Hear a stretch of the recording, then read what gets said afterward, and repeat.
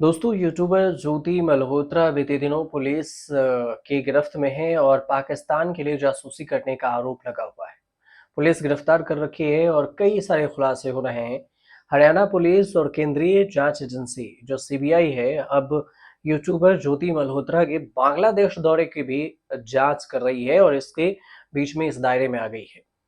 तो ऐसे में बांग्लादेश कनेक्शन क्या है ज्योति मल्होत्रा का, और दूसरी बात कि बांग्लादेश में तख्ता पलट की जो कहानी है वो क्या कुछ है, दोनों आपको इस वीडियो में विस्तार से बताते हैं। इन्वेस्टिगेशन जो एजेंसी है उसके मुताबिक अब जांच एजेंसियां इस एंगल पर भी जांच कर रही है कि ज्योति किसके कहने पर बांग्लादेश गई थी और क्या ज्योति के बांग्लादेश दौरे पर जाने के पीछे की जो पाकिस्तानी दूतावास के अधिकारी दानिश की साजिश है। जांच एजेंसियां इस बात की भी तस्दीक करने में जुटी है कि ज्योति जब बांग्लादेश गई तब क्या वो पाकिस्तानी दूतावास के अधिकारी दानिश के संपर्क में थी। क्या ज्योति ने बांग्लादेश से दानिश से बातचीत की थी। यूट्यूबर ज्योति के बांग्लादेश दौरे की खास बात यह भी है कि ज्योति मल्होत्रा ने बांग्लादेश के जिस ढाका यूनिवर्सिटी के वीडियो बनाए थे उसी ढाका यूनिवर्सिटी के छात्रों ने अपने वीडियो में ज्योति मल्होत्रा बात करते हुए भी नजर आ रही है। अब आपको ये भी बता दें कि ज्योति बांग्लादेश साल 2024 के फरवरी महीने में गई थी और अगस्त 2024 में बांग्लादेश की शेख हसीना सरकार का तख्ता पलट हो गया था। बांग्लादेश की शेख हसीना सरकार का तख्ता पलटने में ढाका यूनिवर्सिटी के छात्रों ने भी बढ़ चढ़कर हिस्सा लिया था।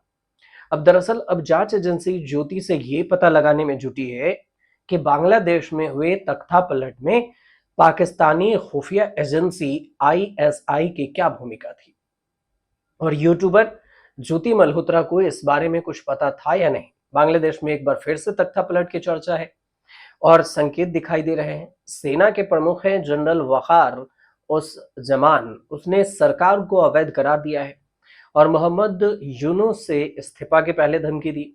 राजधानी ढाका में हिंसक प्रदर्शन हो गया और फिर यूनुस समर्थक मार्च फॉर यूनुस यूनुस कार्यक्रम कर रहे हैं।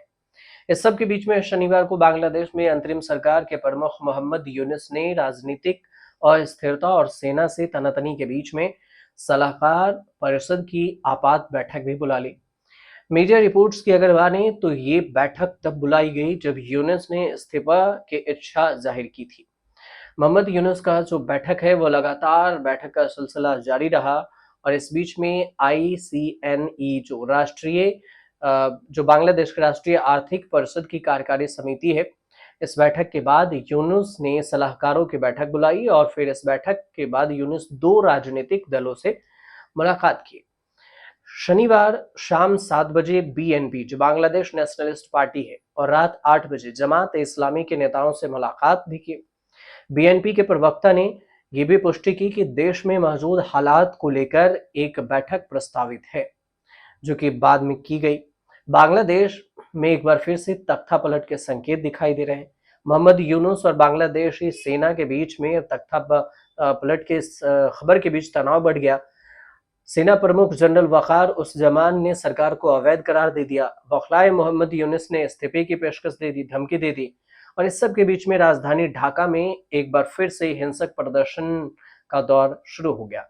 अंतरिम सरकार में यूनुस से कुछ विपक्षी दल मुलाकात भी किए और एक बार फिर तख्ता पलट के आहट पड़ोसी मुल्क बांग्लादेश में अंतिम सरकार के मुखिया यूनुस की सेना ने ठान ली। बांग्लादेश के लिए आने वाले कुछ दिन जो है काफी संघर्षपूर्ण रहेगा और इन दिनों तो सेना यूनुस को हटा सकती है या फिर यूनुस सियासी दलों के साथ मिलकर फौज को बैकफुट पर धकेल सकती है। अब कौन किसको पीछे धकेलेगा ये आने वाले वक्त में पता चलेगा। महज 9 महीने पहले छात्रों के आंदोलन ने बांग्लादेश को भीतर तक हिला दिया। शेख हसीना की सरकार के खिलाफ हिंसक बगावत हुई थी जिसके बाद शेख हसीना को भागकर भारत में शरण लेनी पड़ी। 5 अगस्त 2024 को बांग्लादेश में बिना किसी खून खराबे के तख्ता पलट हो गया। शेख हसीना तब से भारत भाग गई और शेख हसीना के जाने के बाद मोहम्मद यूनुस बतौर चीफ एडवाइजर बांग्लादेश में अंतरिम सरकार के मुखिया रहे। लेकिन 9 महीने के भीतर ही अब ये जंग फौज बनाम यूनुस की हो गई है। फौज हर हाल में दिसंबर तक चुनाव कराने का अल्टीमेटम दे चुकी है। और जबकि यूनुस को भी अल्टीमेटम दी है, जनवरी से जून 2026 के बीच में चुनाव की बात हो रही है, यानी चुनाव टाल रहे हैं यूनुस। अब आगे सबसे दिलचस्प बात ये भी है, ये भी देखना होगा कि ये जो दो प्रमुख घटनाओं पर जो टिका हुआ है, सेना और यूनुस के समर्थक, ढाका में बड़ा कार्यक्रम है, प्रदर्शन कर रहे हैं और इसके नाम पर मार्च फॉर यूनुस निकाला। शहबाग के होने वाले रैली में दो बड़ी मांगे उठाई गई, जिससे यूनुस को 5 साल सत्ता में रहने दो। दूसरी मांग ये है कि पहले सुधार लागू हो और उसके बाद चुनाव की बात हो। सेना अलग ही उधर टिकी हुई है। अनिश्चितता के बीच में बीएनपी पार्टी और जमात इस्लामी के सीनियर नेता यूनुस से मुलाकात कर रहे हैं। सबसे बड़ी बात यह है कि कट्टरपंथी पार्टियां जो है उसकी फौज के खिलाफ यूनुस के समर्थन में है। बीएनपी सत्ता से ज्यादा वक्त दूर रहना नहीं चाहती और बीएनपी ने यूनुस को चुनाव कराने का अल्टीमेटम दे दिया। और अब ये देखना जरूरी है कि सेना यूनुस को झुका पाती है या फिर कुछ पार्टियों की मदद से यूनुस सत्ता पर अपनी पकड़ और मजबूत कर सकते हैं।